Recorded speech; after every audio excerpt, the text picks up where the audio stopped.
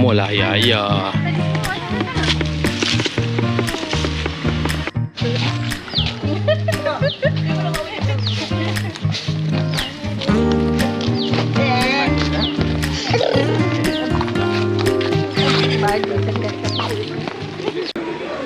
Apa-apa perbincangan antara saya dengan Lady yang saya fahamkan, Lady pun telah berbincang dengan Solihin. Pada dasarnya kami setujulah. Antaranya ialah satu, antaran adalah perbincangan antara mereka dua. Saya pun tak tahu, siapa tak tahu. Saya harapkan benda tu berjalan lancar saja. Jadi kita tak perlulah bincangkan berapa antara dia. Yuk. Jadi kita setuju tentu. Jadi biarlah mereka menyelesaikan. Saya punya amanah ialah untuk menyampaikan sedemikian. Saya nakkan benda tu selesai saja. Yang kedua, tentang mas kahwin, itu perlu dibincangkan. Saya difahamkan, kalau betul-betul Solihin kan, kalau tak betul, tolong bagi tahulah. Saya difahamkan ialah 1 dinar. 1 dinar ya. 1 dinar Yong.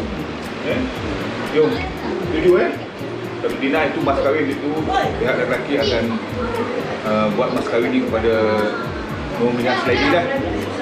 Yang ketiga tentang tarikh langsungan nikah ni adalah pada 9 bulan 5 tahun 2026 yang akan berlangsung di sebelah pihak saja.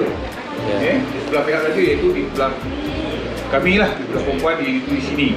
InsyaAllah kami akan adakan di masjid, dan bukanlah besar-besaran sangat pun, kita nak memudahkan urusan kita pada hari tersebut, asalkan mereka ni akan menuju pada syariat Allah lah, iaitu kita nak menyatukan antara dua keluarga yang besar ni. Solihin ni? Ya. Jadi yang itu saya dipahami begitu. Dan lainnya ialah tentang persiapan kenduri kenara semua, kita akan bincang kemudian. Kemudian saya tak akan bincangkan apa-apa bersalahan.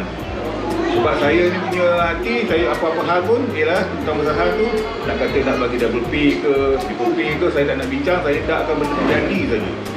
Sebab ada effort, ada usaha daripada pihak lelaki untuk pihak Muhammad Lady pertimbangkan dan menerima seadanya kepada pihak lelaki, iaitu Encik Solihin. Saya faham itu. Kita berdoa saja supaya benda ni dipermudahkan dan diuruskan dengan sebaiknya, serta akan dapat dilaksanakan pada tarikh yang ditetapkan dan mendapatkan rahmat Allah lah itu.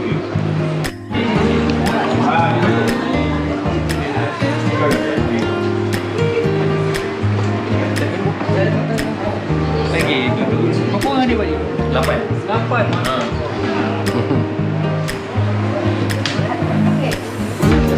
Ya Allah. Lama sikit mak. Lama sikit. Kamu.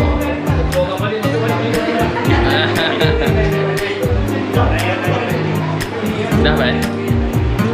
Kalau dah tangkap nombor 3.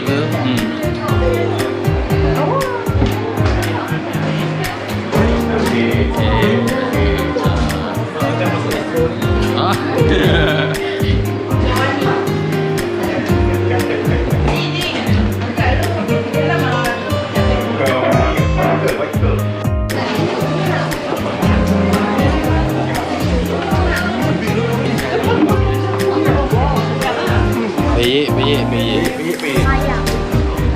Kacau dah.